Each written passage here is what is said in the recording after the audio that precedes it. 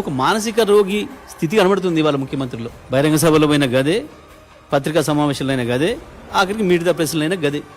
ఏముంది నిన్న చెప్పిన దానికి కొత్తగా ఏం చెప్పినావు? నిన్న ప్రెస్ మీట్కి వాళ్ళు మీట్ ద ప్రెస్కి ఏం తేడా ఉంది? మొన్నటి ప్రెస్ మీట్కి అంతకుముందు సభలో చేసిన నీ బూత్ ప్రసంగానికి తేడా ఏముంది?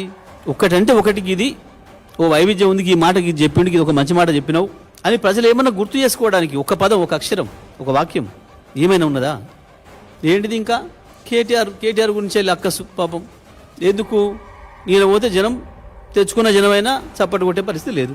కేటీఆర్ని చూస్తే ఓ జనం కేరింతలు కొట్టుకుంటా స్వాగతం చెప్తున్నారు.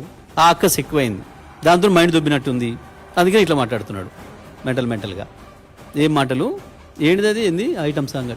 నిజమే, నీకు గజ గుర్తుంటాయి, ఎందుకంటే నీ మాటలు రేఖలు దాటుతుంటాయి, హద్దు లేకుండా రేఖలు దాటుతుంటాయి. నీ ఊహలు తారాతోరణాలలో విహరిస్తుంటాయి.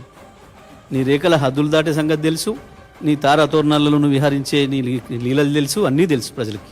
నీకు గదే భాష వస్తుంది, గదే మాట్లాడుతాను, నీ స్థాయి గదే, అంతమించి నీకు రాదు. ఇంకా ఎవరైనా చెప్పినా, నీ సొంత బంధువులే చెప్పినా, నీకు ఎంత దగ్గర ఆత్మీయ బంధువులు చెప్పినా వినే స్థితిలో నీ మూర్ఖత్వాన్ని పరాకాష్ఠగా ఉన్నావు. అవి మాట్లాడితే మనకు ఎదురు తగులుతాయి అనే సోయి ఉండాలి.